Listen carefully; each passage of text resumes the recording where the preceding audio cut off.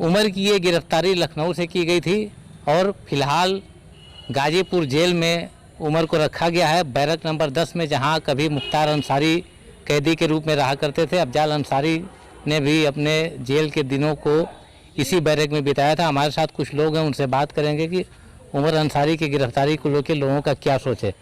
क्या लगता है, उमर अंसारी को गिरफ्तार किया गया है, एक जो है गाजीपुर शहर में ही 10 करोड़ की प्रॉपर्टी बताई जा रही है, उसी को लेकर गिरफ्तारी हुई, क्या लगता है आपको?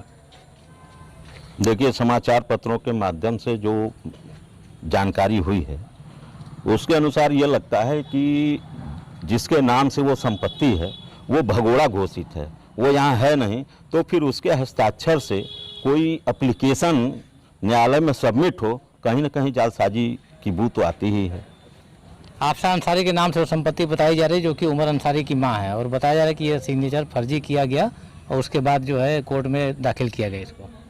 नहीं, बताया क्या जा रहा है, जैसे अगर समाचार पत्रों के माध्यम से जब आप पढ़ेंगे, जो मीडिया बता रहा है, जो मीडिया के द्वारा जो छनकर समाचार जो मिल रहे हैं पब्लिक प्लेस पर, उसका जब हम अध्ययन करते हैं तो हम ये पाते हैं कि आफशा अंसारी जो भगोड़ा घोषित हैं, जिनका कोई अता पता नहीं है, उनके ऊपर सरकार ने 50,000 का इनाम भी घोषित कर रखा है। और ऐसे भगोड़े व्यक्ति का सिग्नेचर करके न्यायालय में यदि एप्लीकेशन सबमिट होता है तो निश्चित रूप से ये माना जाएगा कि वो कहीं ना कहीं उसमें जालसाजी की गई है। आपको क्या लगता है इस पूरे मामले में जो है, जैसे परिवार वालों का कहना है, अभी अफजाल अंसारी का बयान सामने आया कि उनका ये कहना है कि उमर अंसारी जो है सरकार को खटक रहे थे, इसलिए उनको फंसा दिया गया। उनका परिवार शुरू से ही जराइम की दुनिया में काबिज रहा, उनके पुत्र हों या स्वयं सांसद महोदय हो, इन लोगों का पूरा इतिहास क्राइम का और जराइम का ही रहा है। तो ये बात कहना कि वो खटक रहे थे, वो तो जो है समाज के जो है के लिए वो लोग अच्छे नहीं हैं। तो खटकना और ना खटकना ये सब कोई विषय नहीं है। आपको क्या लगता है उमर अंसारी की गिरफ्तारी पे आप क्या कहेंगे? मैं यही कहना चाह रहा हूँ कि जो चीज़ें अभी सामने आई हैं मीडिया के माध्यम से, चाहे लोगों के द्वारा और स्वयं उसके द्वारा किया गया जालसाजी जो है, ये निश्चित रूप से सत्य है कि उन्होंने जानबूझ के काम किया है। तो जैसा जो काम करेगा उसका फल उसको भुगतना ही पड़ेगा।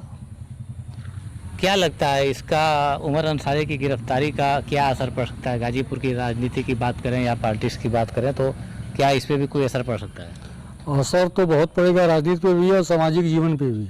इससे अगर गिरफ्तारी होकर उनको सजा अगर हो रही है तो आने वाले समय में भ्रष्टाचारी करने वाले लोग डरेंगे। इस पर सरकार और कानून सख्त कदम उठाएगी आने वाले समय में, और भ्रष्टाचार कम होगा और लोग डरेंगे, ऐसा काम करने से बचेंगे।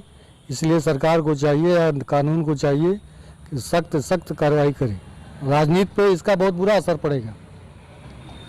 हमारे साथ कुछ युवा भी हैं, युवाओं की क्या सोच है? उमर अंसारी की गिरफ्तारी हुई है, जालसाजी का मामला है। उमर अंसारी की गिरफ्तारी का जो केस दर्ज हुआ है, वो केस सीधे दर्शाता है कि चाहे वो किसी भी परिवार से हो, किसी भी राजनीतिक पृष्ठभूमि से हो, अगर वो गुनाह करेगा तो कानून अपना काम करेगा और करना भी चाहिए। जो कानून व्यवस्था है, कानून अपने हिसाब से काम कर रहा है।